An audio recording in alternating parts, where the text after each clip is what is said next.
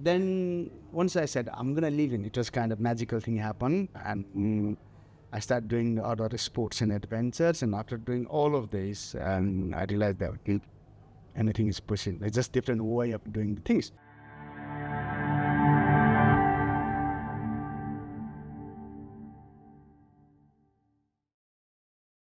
So, good morning, Harry. Welcome to Kendal Mountain Festival. Delighted to see you here. I should say straight away that you're most famous for being the first double above the knee amputee to summit Everest, which is an amazing thing to say, but I'm aware there's a lot more story leading to that point, really. So I'd love to go back a bit, really, almost to the start, if you like. How, where were you born and brought up, and how did we get to this point where you entered you became a Gurkha and you went into the army? How did you get to that point? I grew up to age of 19 in Nepal, and like many people in remote areas in Nepal, that we don't fulfill our dreams, but we fulfill our parents' dream. Yeah. So my dad wanted one of us to join the army. He was one son, he couldn't join, and my dad said, we are three brothers, so one of you should join the Gurkhas. And that's how I followed. But also, it's about, you see to believe it. And some of my schoolmates joined the British Army. So I just followed them and I tried, and I was very lucky to be one of them to join. And yes, because you can't. Yes, you have to. It's not an automatic thing, is it? You have to pass tests, and it's. Yes, so we pretty much have about 6 months selection process. It's three different selections, three different stage of selections, and the final selection is about 1 month. And in that year, we were over 12,000 applicants, and I got into 230. Wow. So, yeah. And where did that take you then, that part of your career? Then I came to UK. I travel around the world as a part of my job. I've been to 5 continents as a part of my job. Yeah. I've been some of the beautiful places in the world, but also I was one of the hostile places for a while. So kind of I think where I was in a very remote village in Nepal that didn't know much about the things, and the way I went to school barefoot to school, and didn't have pen and paper, and learning on how to write on wooden plank with circuit stone. And I think just it's upon the mind and give opportunity and platform to understand a little bit more about the world. So I'm very privileged to have that, and I'm very proudly served 15 years with the Brigade of Gurkhas, and I had a very good career, but it doesn't go always as a plan. Everything changed. Yeah. So tell us a little about that. I was deployed in Afghanistan in 2010, and I stepped on a IED, so improvised explosive device. It's homemade bomb, simply. Then lost both of my legs above the knee, so sustained some other injuries as well. My life completely changed pretty much. So you came back to the UK for presumably surgery and rehabilitation. How long did that take? I was in rehabilitation center more than 3.5 years. Just very little things about how to use a wheelchair, how to use a prosthetic leg, how to swim after losing legs, how to cook yourself, how to do day-to-day life, how to go to toilet, how to have a shower. It's a very simple, basic things that I learned, but also later I lost confidence. So I was scared to going out up to public and just, instead of, just going and tackling the challenges, you just worry so much. Oh, how am I get up there? Where am I gonna park? Is there wheelchair accessible or not? How far can I walk? These are the things. You just worry so much. because obviously there's the physical recovery, but the mental side is completely different. And how did you cope with that? Was it difficult? It was really, really difficult, not just for me, but for my family as well, you know. I think physical part of was I was very adaptable. I came from Nepal and traveled part of the world. I was in the army. I grew up quite tough in my childhood, so I was resilient and grew up. But mentally, it was really, really hard. The way, you know, I grew up in Nepal looking at disabled people wasn't that great. But also my family has to adapt with the society as well. I couldn't play football with my children. We couldn't go to just normal holidays with families. We couldn't go to visit just our, you know, friends and families in a normal way as well. So, it is quite hard. Culturally, in Nepal, there's a view of disabled people, if you like. Yes. Not all, but many of us, we think that, you know, if we are disabled, we can't do anything, and that is the burden of the earth, and it's a sin of previous life, and that is the big barrier that people can come out, and even when you get disabled, you are simply locked into the room, and family try to hide you. So, you know, you can see, you know, proudly show my legs, but in Nepal, if I pop around at the airport, a couple of people come join me. Some of them are scared to even talk to me.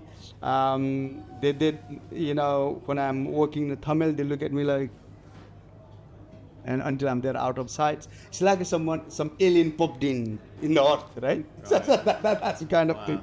So, but I think for me, it's making awareness of disability. So this is why I choose the mountaineering, and Everest means to me something that I grew up in Nepal. We've been told that Mount Everest is the tallest peak in the world, and it's in Nepal.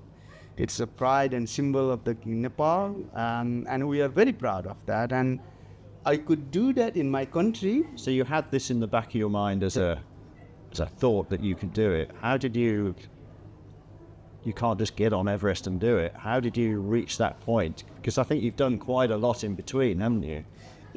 Yes, I suppose not to do.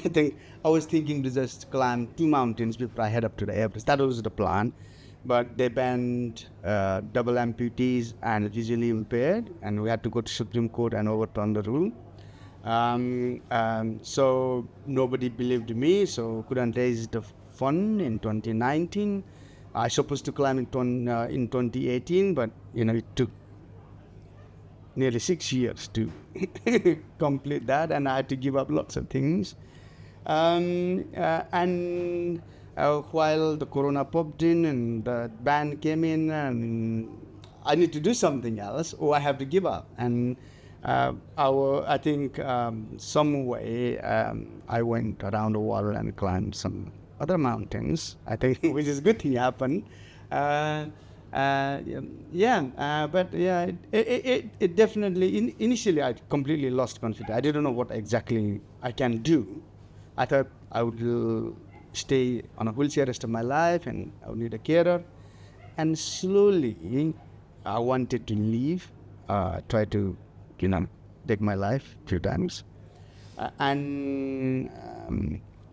Just I wanted to live for my family because I can't leave very young with children to on their own. And then once I said I'm gonna live in, it was kind of magical thing happened, and I started doing other sports and adventures. And after doing all of this, I realized that anything is possible. It's just different way of doing the things. We all have a weakness. I have got weakness in my legs. Other people maybe in hands, other people somebody in mind, and we all have a weakness. We are not perfect. So, I think I could do it. In old days, we couldn't able to run fast enough to explore the world. So we start designing the things that can take us faster in the land, sea, and sky. Now we can go to another planet. We made that possible. I think whole human revolutions came from challenge, and when we challenge ourselves, we make impossible things possible. And My logic was if we can go to the another planet, we should the guy would know like should able to climb. So in my I believed myself that there is a possible some ways we could able to do it. Yeah. Just out of interest, did you find that there were any advantages to not having legs on Everest? I've heard people say that actually it's easier to adjust to altitude. I don't know, honestly, I don't know about that. But I'm definitely, some of the advantages, like when technical things comes, and as long as I can able to hold up with the ice axe or on the rope with the zuma, then yeah, I can go. And crossing the ladder or closing up, because I have a short gait with I wear with short legs. So yeah, I can go. My problem is I can't cover a long distance. I can't because I don't have a knee. I have to walk like a penguin. So it takes 3 times more time. I especially covering and the deep snow. Simply I'm stuck there. So those are the things. That's about mountain, but I think other parts is I think there are lots of advantages having no legs. So a couple of things. I'm 2 inches taller than I was. I can be taller if I would like. Yes. My shoe size one size bigger. I hardly change my socks about 6 months time, so I can fit in the couch easily if I take my legs off. So yeah, there are lots of advantages. So you are genuinely an inspiration to a lot of people, to all of us here, and I'm guessing that you want to continue to push that message out that nothing is impossible really. Yes. So now I went to Afghanistan to fight until last my breath. That was kind of my principle in my mind. But I think for me now, I will. I have already dedicated my life to making awareness of disability until my last breath.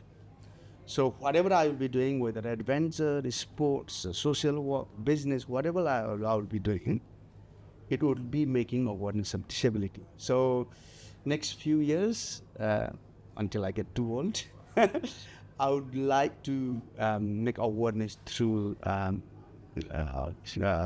simply mountaineering, and I'm looking to complete my 7 summits. I was going to ask what was so I got 4 to complete out of 7, and maybe after that I might do North Pole to South Pole, and it might be in my adventure career. Not I would say adventure career, but like especially mountaineering, like a bigger adventure career. And I'll have a reassess at that point that whether I can do further adventure or make awareness through different means. Fantastic. Well, you're genuinely a massive inspiration to us all, and we wish you a huge amount of luck for the future. And hopefully you'll come back to Kendal at some point. Yeah, it's just honor and pleasure to being here, and it's just, I wish I could stay longer and just meet more people and enjoy this atmosphere. It's just amazing, and I'm looking forward to coming back. Brilliant. We'll see you then. Thank you very much. Thank you.